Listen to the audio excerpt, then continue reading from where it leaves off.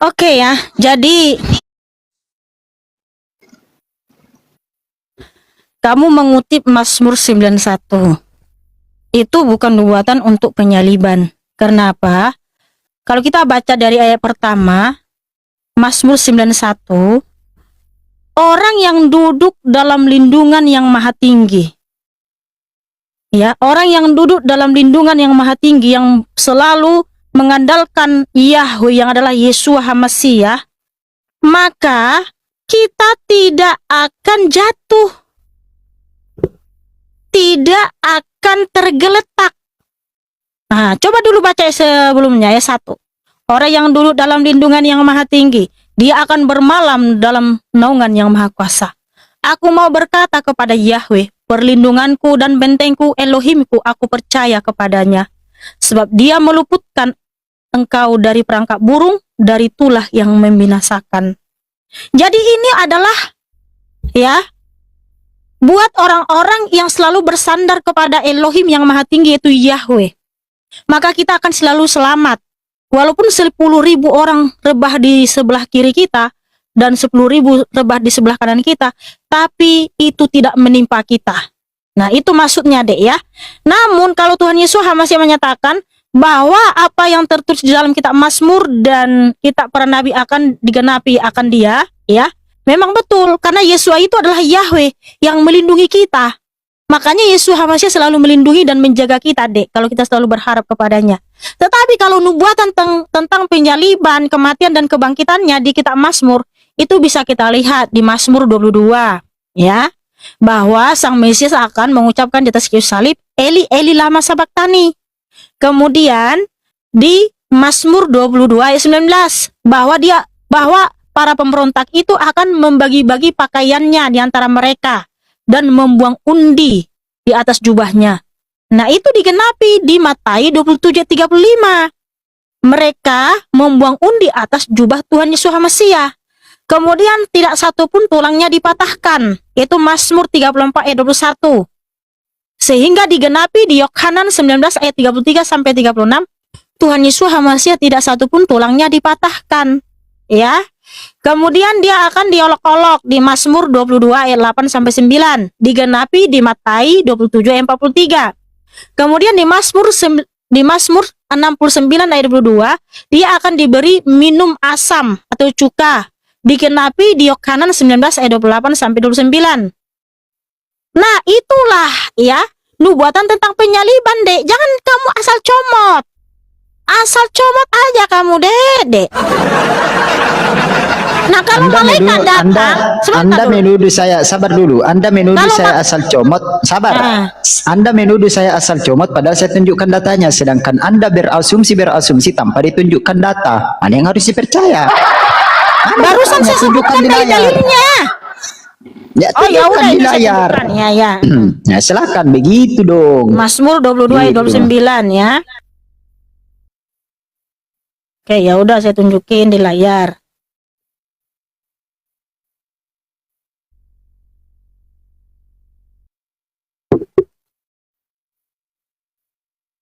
Mazmur 22 ayat 17 dulu ya. Mereka menusuk tangan dan kakiku. Mazmur 22 ayat 17.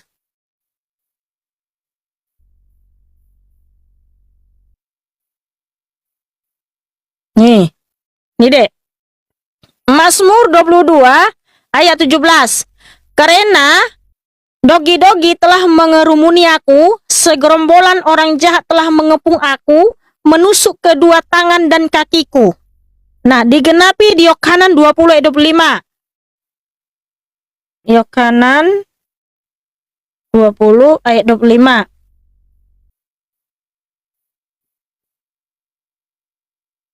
Lalu murid-murid yang lain berkata kepadanya, kami telah melihat Tuhan. Namun dia berkata kepada mereka, jika aku tidak melihat tanda paku di kedua tangannya dan mencucukkan jariku ke dalam tanda paku itu, serta mencucukkan tanganku ke dalam lambungnya, aku sekali-kali tidak akan percaya.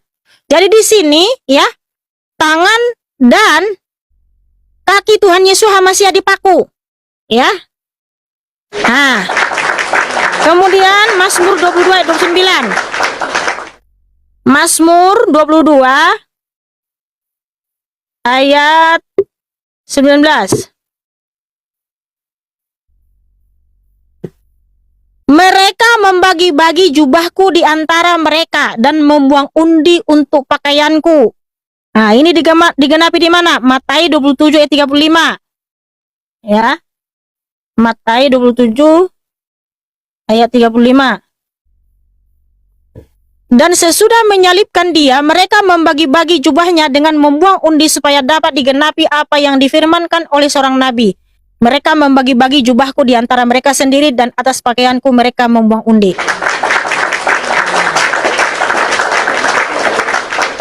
Ah, itu buktinya semua dalil-dalil yang kuucapkan itu ada datanya. Tadi saya sudah sebutkan deh, itulah yang dinubuatkan tentang penyaliban. Kalau Mazmur 91 itu menggambarkan siapapun yang percaya kepada Bapa Yahweh, yang berharap kepada Bapa Yahweh, dia akan dilindungi, Dek. Nah, itu, Dek. Aduh, ngawur kali. Di sini Yohanes 20 ayat 25, di situ itu bukan penyataan Yeshua HaMashiach, itu kata murid-murid, jangan dikarang. Terus yang kedua, kau tadi mengatakan di dalam Mazmur itu bukan tentang penyaliban, tapi barang siapa yang percaya kepada Bapa tidak akan celaka. Nah, begini logikanya loh. Yeshua HaMashiach adalah orang yang paling taat kepada Bapa Yahweh Yeshua HaMashiach. Kalau orang yang biasa saja dia taat kepada Bapa dia dilindungi. Bagaimana dengan Yeshua HaMashiach? Dia adalah orang yang sangat taat kepada Bapa. Masa penyaliban dia dibiarkan? Logikanya di mana gitu loh? Jangan kamu mengatakan bahwa yang di dalam di Mazmur itu adalah orang yang taat kepada Bapa Yahweh Yeshua HaMashiach, dia akan dilindungi. Nah, saya sudah berikan tadi di Lukas 22. Lukas berapa tadi? Bentar sabar. Lukas 22 43. Itu tadi sudah jelas bahwa Yeshua HaMashiach akan diberikan kekuatan oleh malaikat. Sehingga di dalam Mazmur 91 tadi dikatakan bahwasanya dia tidak akan tersentuh batu sedikit pun kakinya.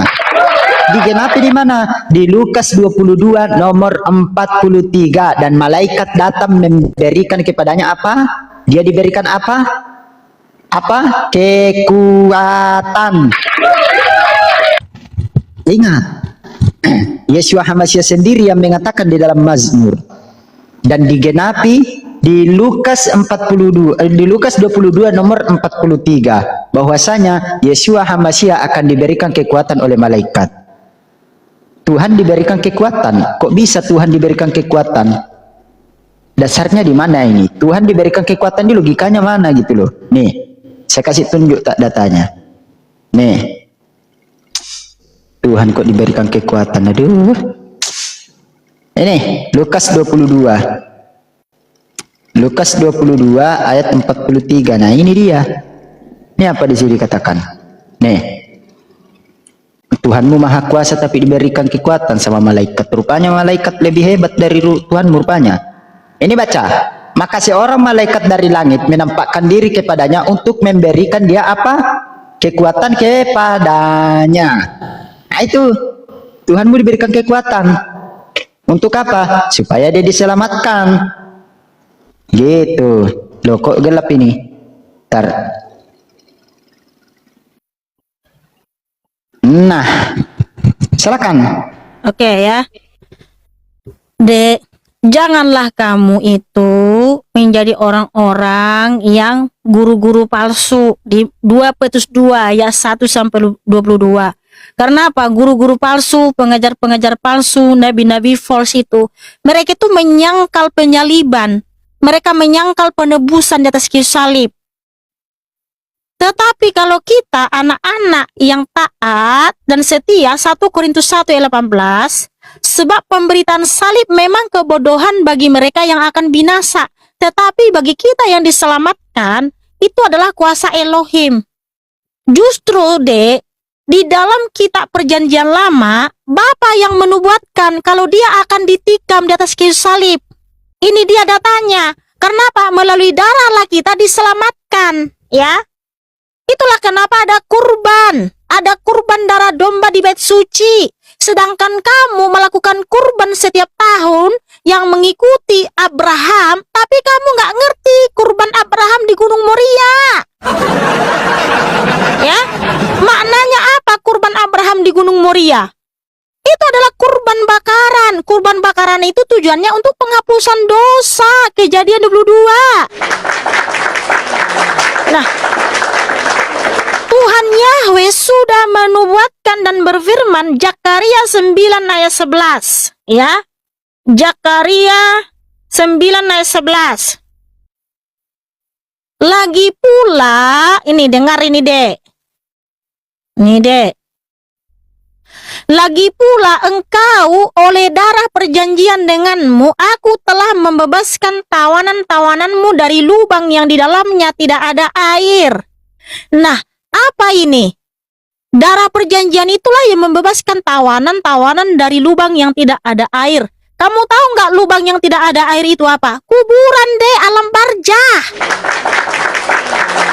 Jadi supaya kita bebas dari alam barzah, dari alam maut, dari alam kubur, tidak kena sisa kubur lagi, maka ada darah perjanjian yang membebaskan kita dari situ. Makanya, ya, ini digenapi di mana? Di Matius 26 ayat 28. Ya. Sebab inilah darahku, darah perjanjian baru yang dicurahkan bagi banyak orang sebagai penghapusan dosa. Kemudian di Zakaria 12 ayat 10. Lalu ke atas keluarga Daud dan ke atas penduduk Yerusalem, aku akan mencurahkan roh anugerah dan permohonan, dan mereka akan memandang kepadaku yang telah mereka tikam. Nah, Bapa berfirman kepada Nabi Zakaria, mereka akan memandang kepadaku yang mereka tikam. Ini digenapi di mana? Kapan Bapa ditikam? Ketika dia datang ke dunia dalam nama Yeshua HaMashiach di Yohanan 19 ayat 37. Waktu lambung Yeshua HaMashiach ditikam ini nih, ya. Akan tetapi seorang dari prajurit itu menikam lambungnya dengan sebuah tombak. Dan seketika itu juga keluarlah darah dan air. Jadi ini dia, ya. Zakaria 12 ayat 10. Bapa menubuatkan, Bapa berfirman, mereka akan memandang kepadaku yang telah mereka tikam. Digenapi di Yohanan 19 ayat 34. Prajurit itu menikam lambungnya.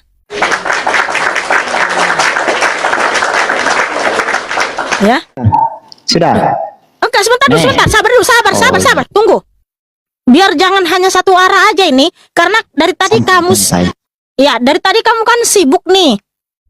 Ya kan? Sibuk memframing Tuhan Yesus HaMashiach diberi kekuatan sama malaikat. Padahal di situ ya menguatkan, itu melayani.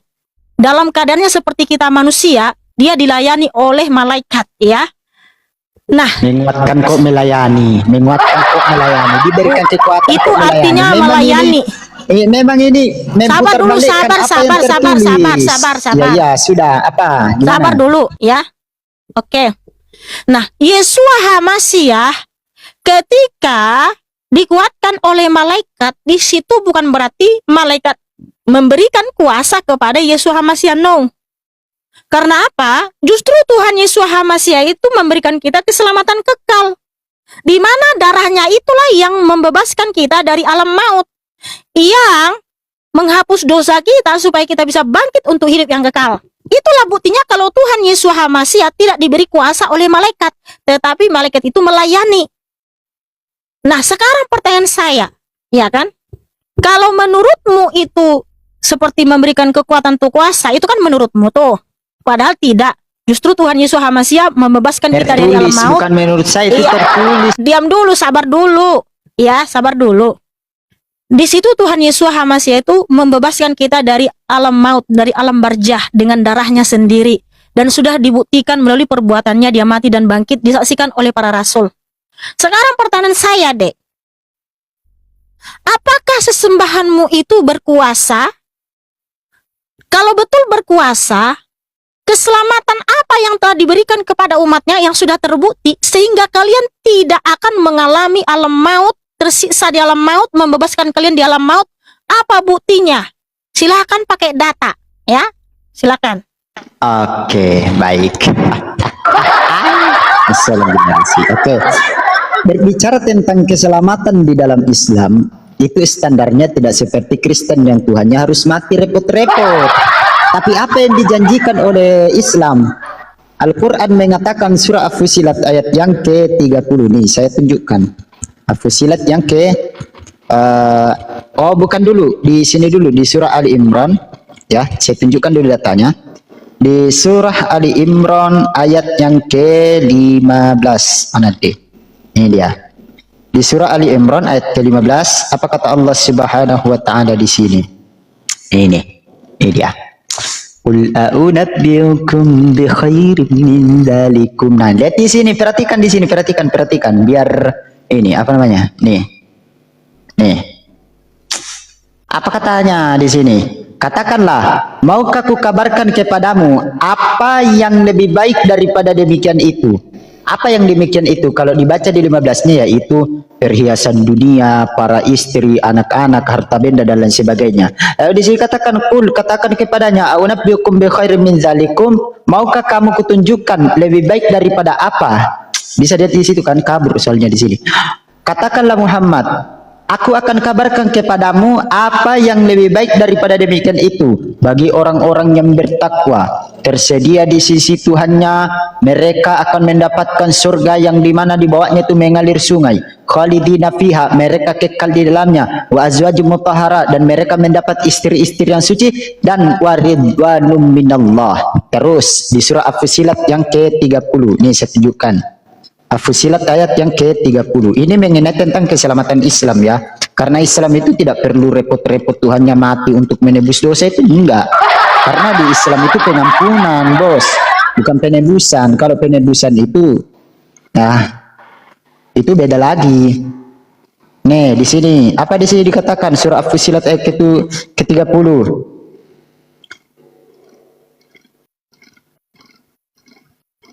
Nih, lihat di sini. Syukron jazakillah khair kawan ikhwan fisabilillah. Nih. Belum. Nih. Lihat di sini. Apa dikatakan di sini? Sesungguhnya orang-orang yang berkata bahwa Tuhan kami adalah Allah, kemudian tetap dalam keadaan pendiriannya, akan turun malaikat kepadanya. Mereka seraya berkata, janganlah kamu takut. Dan jangan pula kamu bersedih hati, serta bergembiralah denganmu dengan memperoleh surga yang dijanjikan Tuhanmu. Nah, itu keselamatannya Islam. Jadi Islam itu, ya, jadi Islam Allah Subhanahu wa taala menjanjikan hamba-hambanya, bagi siapa yang beriman kepada Allah, maka dia akan mendapatkan surga yang dimana di bawahnya itu mengalir sungai dan kekal di dalamnya dan mendapatkan ridho dari Allah Subhanahu wa taala. Mau apa lagi? Jelas di dalam Islam itu jelas sudah? Ada datanya. Oke, sudah. Islam ya. Nah, ya silakan. Oh, haleluya, haleluya. DRD, yang kamu tunjukkan tadi itu semua hanyalah teori-teori semata, sedangkan praktikalnya belum ada. Karena ini waktu Tuhan Yesus HaMasyiah tadi berfirman di Matius 26 ayat 28, inilah darahku yang ditumpahkan bagi banyak orang untuk penghapusan dosa. Itu adalah penggenapan dari nubuatan di Zakaria 9 ayat 11. Sabar dulu. Jangan. Di mana tadi? Enggak. Saya minta ayatnya di mana tadi? Di mana? Di Zakaria 9 ayat 11 digenapi di Matius 26 ayat 28. Oke, di Matius 26 ayat 28. Oke. Ya, silakan nanti kita baca Matius 26 28, ya. Ya. Nah, di sini kan Zakaria 9 ayat 11. Ya, nih ya. Zakaria 9 ayat 11. Kalau Yesus HaMasyiah kan bukan hanya teori, dia itu akan membebaskan kita dari lubang yang tidak berair, yaitu alam maut, alam kubur, sehingga umatnya bangkit. Bukan hanya teori, tapi sudah dibuktikan melalui perbuatannya. Ini dia ya. Zakaria 9 ayat 11. Lagi pula engkau oleh darah perjanjian denganmu, aku telah membebaskan tawanan-tawananmu dari lubang yang di dalamnya tidak ada air. Lubang yang tidak ada air itu artinya alam kubur, Dek, alam barja, Dek, alam maut, Dek. Ya. Di mana itu dibebaskan dengan apa? Dengan darah. Nah, ini digenapi di mana? Digenapi di Matius 26. Ya. Matius 26 ayat 28. Sebab inilah darahku, darah perjanjian baru yang dicurahkan bagi banyak orang sebagai penghapusan dosa. Ada buktinya? Nggak ada. Ketika Yesua HaMasiah disalib, mati dan bangkit, dia turun ke alam maut, ya. Sehingga di Matius 27 ayat 52 sampai 53 di sini, dan kuburan-kuburan terbuka dan banyak tubuh orang-orang kudus yang sudah meninggal dibangkitkan. Dan setelah keluar dari kuburan-kuburan sesudah kebangkitannya, mereka masuk ke dalam kota kudus dan menampakkan diri kepada banyak orang. Jadi sesudah Yesua HaMasiah bangkit dari alam maut, dia membebaskan tawanan-tawanan yang ada di alam maut sehingga mereka juga bangkit. Orang-orang kudus itu siapa? Nabi-nabi di zaman perjanjian lama. Oh, haleluya. Ya. Raja Daud, Raja Salomo, Abraham, Sarai, dan lain sebagainya. Wow, haleluya, mereka sudah bangkit, saudaraku. Dibawa kemana mereka? Dibawa kemana, saudara-saudaraku? Ini dia, Efesus 4 ayat 8 sampai 10. Oleh karena itu dia berkata seraya naik ke tempat tinggi, dia menggiring tawanan dan memberikan pemberian-pemberian kepada manusia. Dan bahwa dia telah naik, apakah itu selain bahwa dia pun pertama-tama telah turun ke bagian bumi yang lebih bawah? Dia yang telah turun adalah juga dia yang telah naik ke atas segala langit sehingga dia dapat menggenapi segala sesuatu. Mereka dibawa ke tempat tinggi itu surga, Dek. Ya, yang ditulis Rabi Saul, yang ditulis Rasul Kefa 1 Petrus 3:19, ya 20, dan Matius 26. Ya, perhatikan di sini. Sabar dulu. Jangan diapa dulu, Dek. Tunggu, Dek.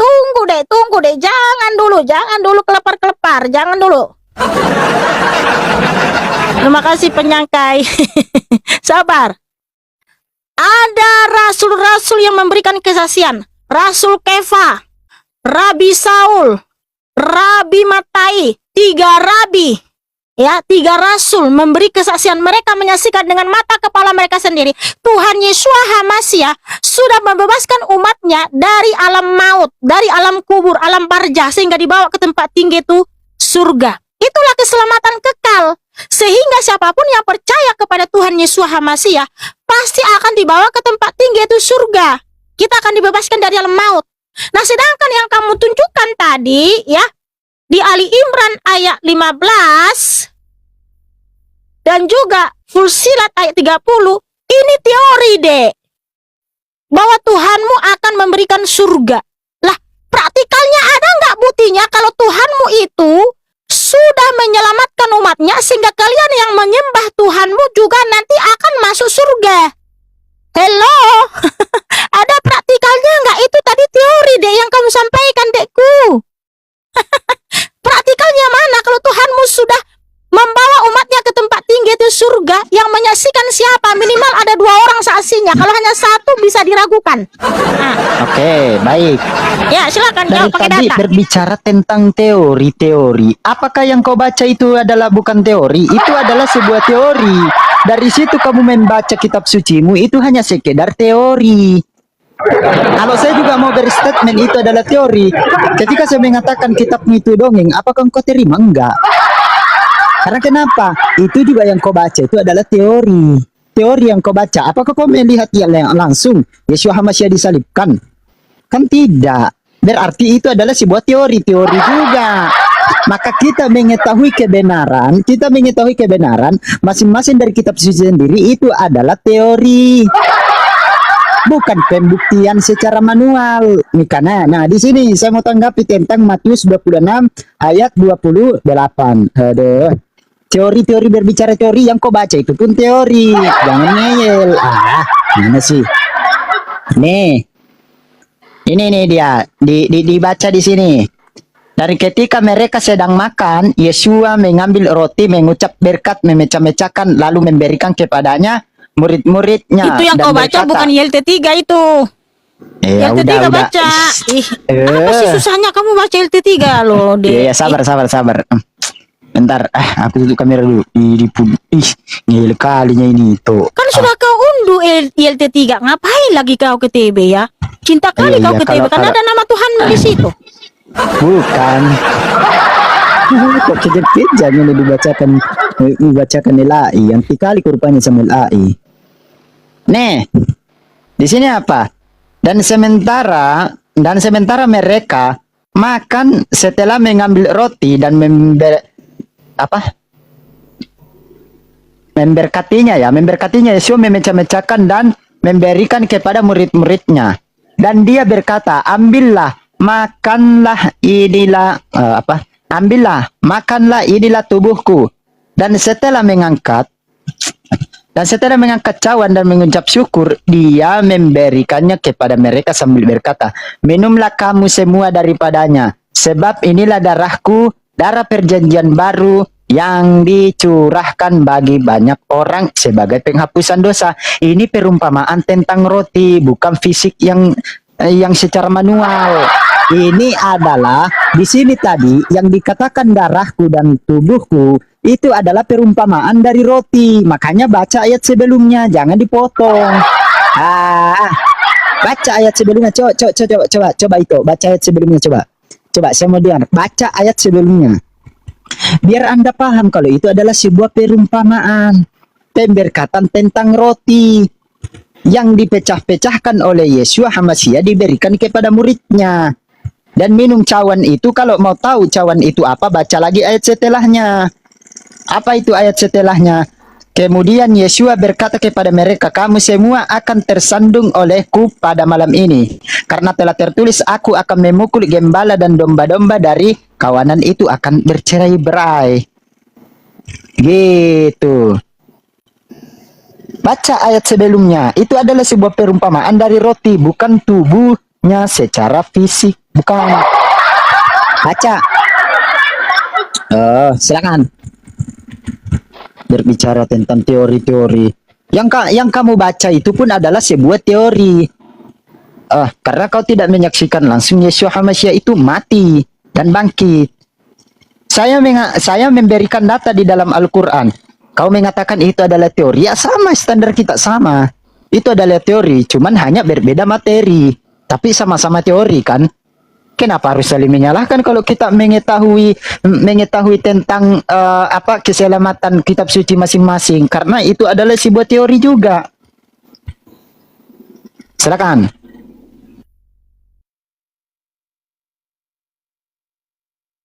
Dek, makanya kamu itu harus perlu belajar lagi, dekku ya, supaya kamu bisa mengerti arti teori dan praktikal. Praktikal dan teori itu berbeda. Kalau teori itu berfokus pada pemahaman, bersifat abstrak, itu adalah kondisi yang disusun dalam kondisi ideal yang berfungsi sebagai pedoman dan prediksi, ya, landasan wawasan. Jadi itulah teori. Teori adalah kerangka, konsep, dan prinsip dasar dari berpikir, sehingga di situ ada bersifat pedoman, prediksi, dan landasan wawasan. Nah, kalau praktik itu berfokus pada eksekusi atau penerapan nyata atau tindakan langsung untuk menyelesaikan masalah di lapangan. Itulah praktikal. Makanya dia udah aku bilang belajar dulu kamu. Aduh, tamat apa sih kamu? Mohon maaf, bukannya saya ini merendahkan kamu, Dek. Memang ya. Kalau kakak kan ada pendidikannya. Kalau kamu kan iya. tamat kelas berapa kamu, Dek? Maklumlah, iya. Memang saya ini ya baru kuliah sekarang semester 2. Semester 3 malahan. Oh alah, kalau kakak kan sudah lulus, sudah wisuda. Kan kamu belum, makanya kamu harus belajar lagi. Mantap. Ya, ajari saya apa sih? Iya. Kamu mengetahui, sebentar sabar. Kamu mengetahui kebenaran di dalam kitab suci dengar dulu ini. Iya, enggak, sabar. Saya tanya dulu, sabar. Di dalam kamu mengetahui sebuah kebenaran itu kitab sucimu, itu sifatnya praktek manual atau teori? Jawab dulu. Mute supaya jangan ini saya terbuyar konsentrasi saya. Tadi kan teori itu adalah kerangka, ya, kerangka atau konsep dari berpikir, yang dimana itu adalah bersifat abstrak dan sebagai pedoman prediksi dan landasan wawasan. Ya, itulah teori, kerangka dari berpikir abstrak. Sedangkan praktik adalah penerapan nyata atau tindakan langsung untuk menyelesaikan masalah di lapangan. Ya. Nah, sebentar dulu, Dek. Lagi pengubahan jaringan. Googlein dulu dia kawan-kawan. Bentar, sabar kawan-kawan. Googlein dia. Bukan, ini ada penguat sinyal di bawah, belum dicabut. Nah, jadi setelah dicabut jadi berpindah ke jaringan. Ini harus dulu, Dek. Jangan slender. Ya. Nah, sedangkan tadi praktik itu adalah penerapan secara nyata, tindakan langsung, ya. Eksekusi. Itulah praktek. Sedangkan teori itu kerangka dasar berpikir, konsep, landasan wawasan, dan prediksi. Nah, sedangkan yang kamu tadi tunjukkan di dalam kitabmu itu, sesembahanmu itu memberikan keselamatan kekal, itu masih bersifat prediksi atau teori. Karena masih nanti, iya kan, nanti akan dibawa ke surga. Nanti akan datang malaikat-malaikat. Itu masih teori, Dek. Belum terjadi. Belum ada eksekusinya. Nah, sedangkan Tuhan Yesus HaMashiach, dia ya menjelaskan kepada kita bahwa untuk membebaskan dari alam maut itu dengan darah. Itulah teori, ya. Nah, ada praktikalnya. Menyelesaikan masalah dilakukan secara nyata melalui perbuatannya di atas kayu salib. Dia mati dan bangkit. Dia betul-betul menyelesaikan masalah. Dengan cara apa? Menyelamatkan umatnya dari alam maut dengan cara dia mati dan bangkit. Betul-betul dilakukan dengan perbuatan yang nyata, Dek. Sehingga ketika dia mati dan bangkit, dia juga membawa umatnya dari alam maut, dibawa ke tempat tinggi, yaitu tadi Efesus 4 ayat 8-10, Matius 27 ayat 51 sampai 53. Jadi ada teorinya, ada praktikalnya. Nah, sedangkan dalam kitabmu masih teori, Dek, praktikalnya nggak ada. Berarti yang kau sampaikan itu tetap praktikal. Mana itu buktinya gugur. kalau Tuhanmu sudah menyelamatkan? Ya, Ada sabar. nggak perbuatannya Oke, secara baik. nyata? Baik, saya akan tanggapi. Ketika kamu mengatakan bahwa Tuhanku sudah melakukan yang namanya praktikal, itu bukan praktikal, itu doktrin. Itu semuanya doktrin. Karena kenapa? Logikanya, ya kita berbicara logika. Ketika Tuhanmu mengatakan mau menyelamatkan kalian sedangkan dia sendiri tidak selamat, bagaimana mau dikatakan? Juru masak, dia ahli masak. Juru bengkel, dia ahli bengkel. Juru selamat, tidak selamat. Gimana caranya? Lagian kalau asal Anda tahu bahwasanya Yeshua HaMashiach itu datang untuk dikasihi. Inilah anakku yang kukasihi dan kepadanya lah engkau berkenan. Itu yang Yeshua HaMashiach ajarkan pun itu hanya sekedar teori. Keselamatan umat Kristiani yang sebenarnya yang diajarkan oleh Yeshua HaMashiach apa? Percaya. Percaya apa? Percaya bahwa dia adalah utusan Tuhan. Itu satu. Terus yang kedua, jika kamu tidak bertobat dan menjadi seperti anak kecil, maka kamu tidak akan menduduki kerajaan Elohim. Nah, itu adalah teori yang diajarkan oleh Yeshua HaMashiach. Berarti itu bersifat apa? Praktis kan? Sama. Terus siapa yang mengajarkan kalian penyaliban itu? Siapa yang mengajarkan kalian penyaliban itu adalah sebuah penebusan dosa? Kan Rabi Saul. Itu dari mana dasarnya? Itu dari mana? Itu bukan lagi praktikal, tapi doktrin. Itu jatuhnya doktrin, bukan praktikal. Itu yang kau harus pahami. Wisuda aja. Iya, wisuda, tapi berpikir dulu secara logika. Kau tadi membawakan dalil-dalil kebanyakan di surat-suratnya Rabi Saul. Kemana semuanya? Di dalam 4 gospel yang menceritakan bahwa Yeshua HaMashiach itu mengajarkan kalian untuk apa? Mengajarkan kalian untuk bertobat, taat kepada apa yang disampaikan kepada dia. Dan tanda-tanda kalian itu memiliki Roh Kudus apa? Yohanes 14 nomor 26.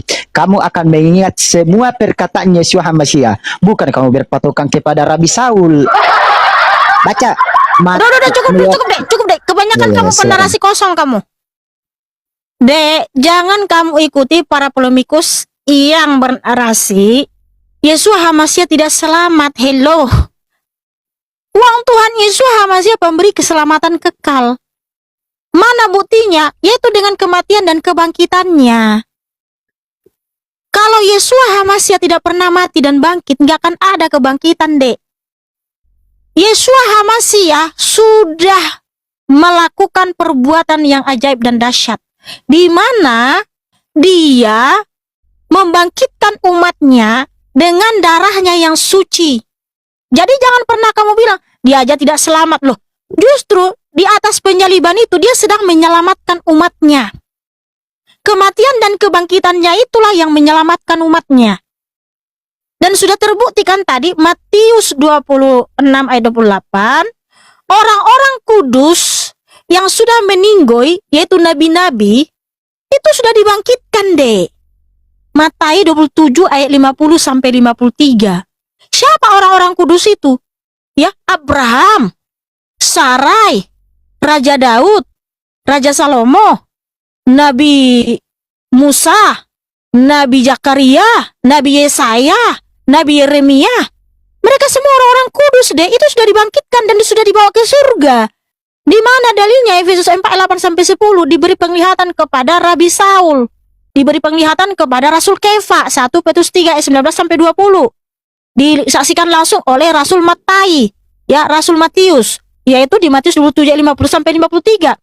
Itu buktinya kalau Tuhan Yesus HaMashiach itu sang penyelamat sejati. Makanya kita nanti yang percaya kepadanya, di hari zaman pun dia akan membangkitkan kita, karena sudah terbukti dia berkuasa atas kematian. Yohanan 5 ayat 28 sampai 29. Ya, di sini Yohanan 5 ayat 28 sampai 29. Janganlah heran akan hal itu, sebab saatnya tiba ketika semua orang yang berada di dalam kubur akan mendengarkan suaranya, dan mereka akan keluar, yaitu mereka yang telah melakukan hal-hal yang baik menuju kebangkitan bagi kehidupan, sedangkan mereka yang telah melakukan hal-hal yang jahat menuju kebangkitan bagi penghakiman. Jadi ketika Yesus HaMashiach datang nanti di hari zaman, semua manusia yang mati dalam kubur, di alam maut maupun di Firdaus akan mendengar suaranya, dan mereka akan bangkit dari kuburan.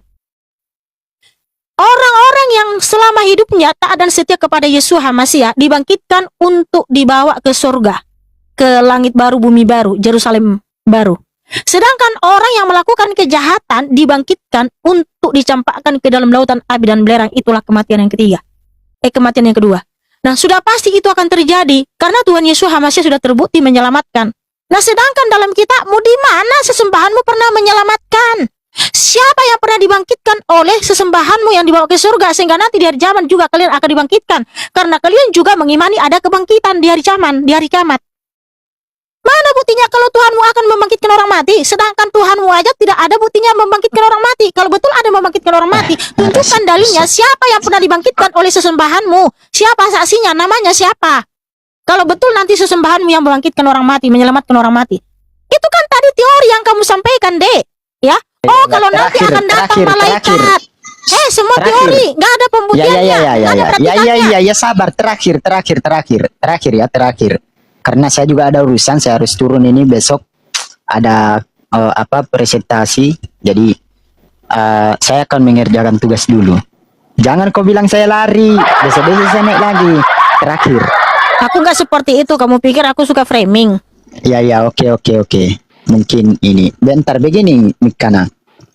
Kalau kau menuntut mana Tuhanmu yang katanya itu maha kuasa tapi dia tidak pernah mati dan bangkit. Hei, Tuhanku lebih hebat daripada Tuhanmu. Kenapa?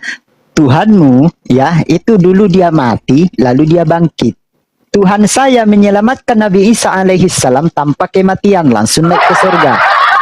Nabi Idris alaihissalam masuk surga tanpa melalui kematian. Itu yang saya harus katakan samamu. Jadi apa?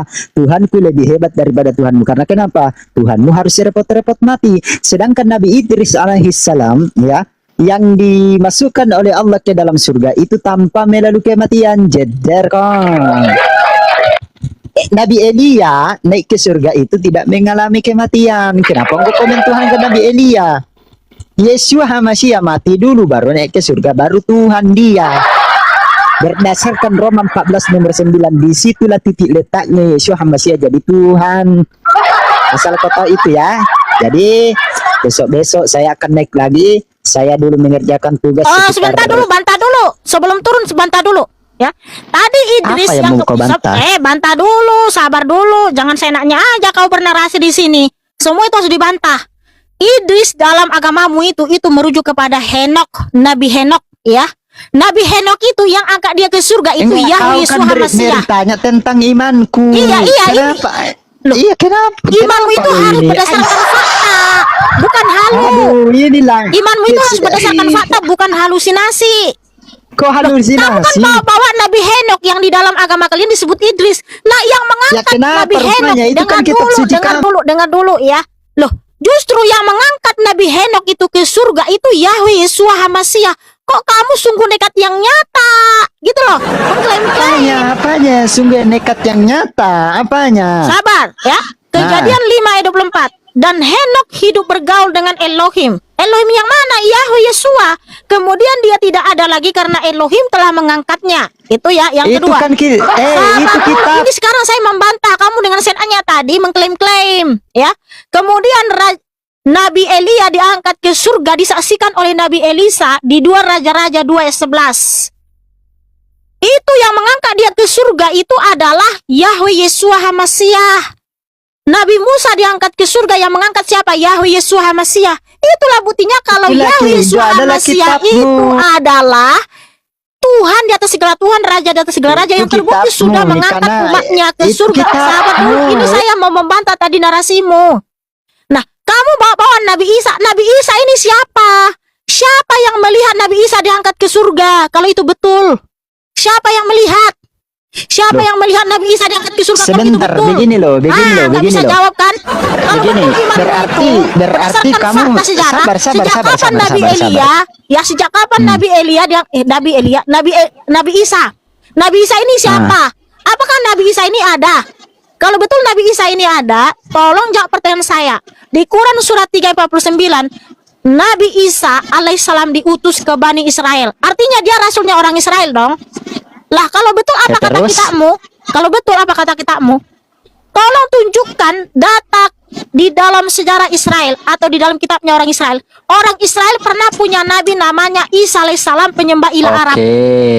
Oke. Itu karena itu rasulnya orang Israel. Isok Masiha. Sabar dulu, saya mau tanggapi. Nggak jadi saya ini. Isok Masiha di dalam apa? Di dalam bahasa Aramaik. Tunjukkan di dalam kitabnya orang Israel. Saya minta tunjukkan di dalam kitabnya orang Israel pernah punya nabi namanya Isa alaihissalam, penyembah ilah Arab. Silakan tunjukkan datanya. Karena orang Israel itu penulis kitab. Kita ini berbicara kalau betul apa kata kitamu? Iya, betul nggak itu Isa almasih itu tokoh nyata? Makanya kalau kita mau membahas bagaimana saya mau membahas. Kalau kau ngerocos terus, ya sudah, kau ngerocos saja lah. Ya. Karena kata kitamu Nabi Isa alaihissalam diutus ke Bani Israel. Rasulnya orang Israel, nabinya orang Israel, bukan nabinya orang Arab.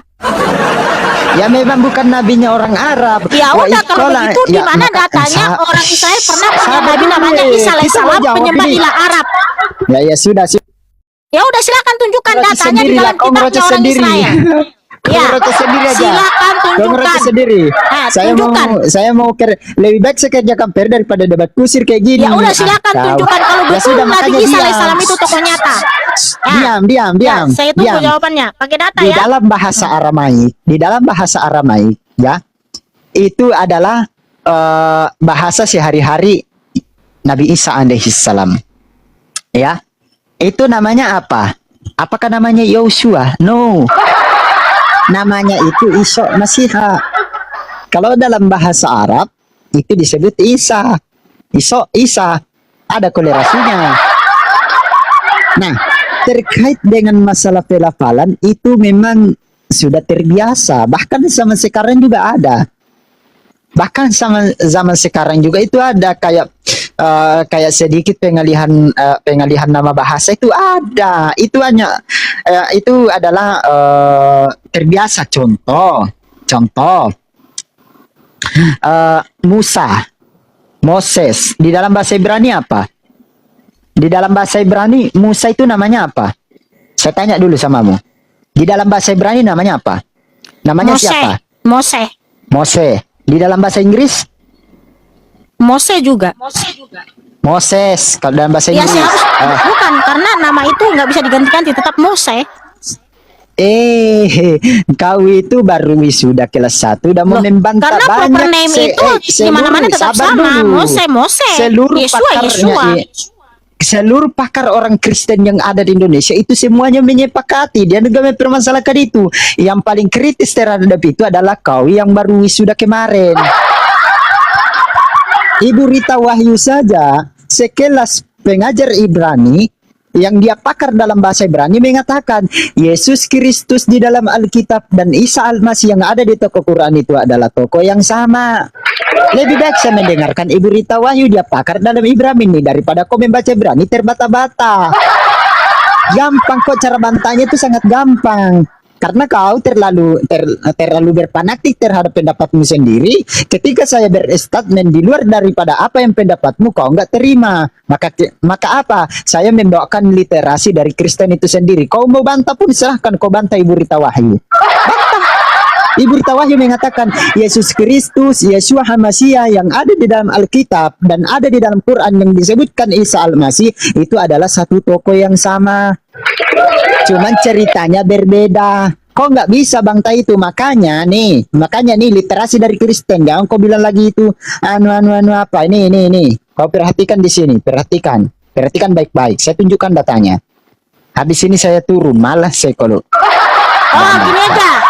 Kamu tunjukkan datanya dalam kitab suci. Sabar. Saya tidak beriman kepada manusia, apalagi Rita Wahyu. Landasan iman saya bukan Rita Wahyu ya. Landasan iman saya bukan Rita Wahyu, tapi landasan iman saya adalah kitab suci dari Kejadian sampai Wahyu. Silakan tunjukkan datanya di dalam kitab sucinya orang Israel pernah punya nabi namanya Isa alaihissalam, penyembah ilah Arab. Sabar. Ini saya tunjukkan. Tadi kamu bilang dalam bahasa Aramaik, kitab Aramaik namanya Iso kan? Nggak betul. Ini datanya nih. Saya tunjukkan dalam kitab suci yang berbahasa Aramaik. Ini. Kau harus lihat di sini sekelas orang Yahudi aja. Ini apa dikatakan di sini? Inilah silsilah Isa Ini yang berbahasa Aramaik ya, di situ namanya siapa? Yaldeh dan de Yesua Mesiha. Namanya Yesua Mesiha, bukan Iso alaihissalam, penyembah ilah Arab. Alaihissalam itu gelar, bukan nama pribadi. Kau lihat di sini apa? Sedangkan Mesiha itu gelar. Itu yang menerjemahkan siapa? Itu yang menerjemahkan siapa? Yang menerjemahkan itu siapa? Ini kan literasi dari Kristen juga. Itu yang menerjemahkan orang Kristen yang ikut-ikutan Al-Quran. Ya sudah. Gak ada nama. No. Saya minta di dalam kitab sucinya orang Israel yang berbahasa Aramaik dan berbahasa Ibrani. Saya minta dalam kitab sucinya orang Israel yang berbahasa Ibrani dan Aramaik. Di mana ada di situ mereka pernah punya nabi namanya Isa alaihissalam, penyembah ilah Arab. Itu yang menerjemahkan itu. Orang yang linglung itu. Orang yang linglung yang menerjemahkan itu. Saya sudah menunjuk. Ya sudah, kamu. Ya udah, di mana kitabnya orang Israel yang berbahasa Ibrani dan Aramaik supaya terjaga kesuciannya, tidak disimpang siurkan namanya. Di mana ada orang Israel pernah punya nabi namanya Isa alaihissalam, penyembah ilah Arab. Saya sudah tunjukkan tadi di sini kitab suci ya yang berbahasa Aramaik, namanya di situ Yesua Mesiha. Mesiha itu di dalam gelar. bahasa Aramaik itu disebut Isa alaihissalam juga gelar. Alaihissalam itu gelar. Jadi jangan kau bilang Mesiha gelar. Gak ada gelarnya jadi alaihissalam, tapi Mesiha.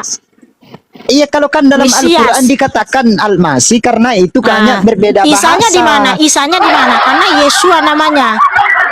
Di dalam kitab suci orang Israel, Isa di mana? Isa itu siapa? Penyembah ilah Arab. Di dalam sejak kapan orang itu Israel pernah punya nabi namanya Isa alaihissalam, penyembah ilah Arab? Karena Gimana itu datanya? adalah toko yang sama. Sudah kukatakan itu adalah toko yang sama. Ceritanya aja yang berbeda. Toko Tokohnya yang sama dari mana? Sedangkan Isa Al-Masih itu diutus oleh ilah Arab. Apanya ini? Tidak pernah orang Israel penyembah ilah Arab. Jangan lari-lari. Toko yang sama, Saya toko sudah yang sama dengan katakan siapa? itu adalah toko yang sama. dengan siapa? Cerita Toko yang yang sama dengan berbeda. siapa? Toko yang sama dengan siapa? Nabi Isa alaihissalam dan orang Israel yang menyebutnya orang Israel di dalam bahasa Aramaik disebutnya Isa Masih itu adalah toko Ya yang di sama. mana? Dengan siapa? Dengan siapa toko yang sama?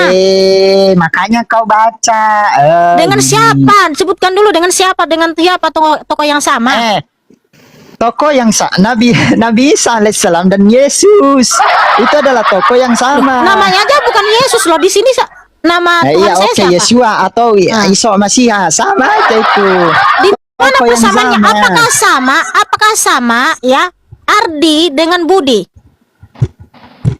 Kok Ardi dengan Budi lah? Ardi dengan Mikana sama nggak? Ardi dengan Mikana.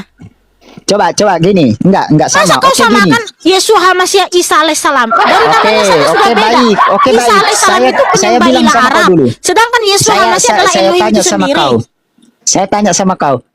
Kalau kamu ya di Indonesia itu dipanggil Mikana, tapi coba kau ke Inggris, coba lihat tulisannya. Tulisannya namamu kalau di Inggris Tetap apa dipanggil tulisannya? Mikana. Enggak, tulisannya apa? Tulisan. Tetap Mikana. Tulisan. Oh, Iya, tulisan tulisannya aku tetap bilang. Mikana. Gimana Iya, sih tulisannya apa?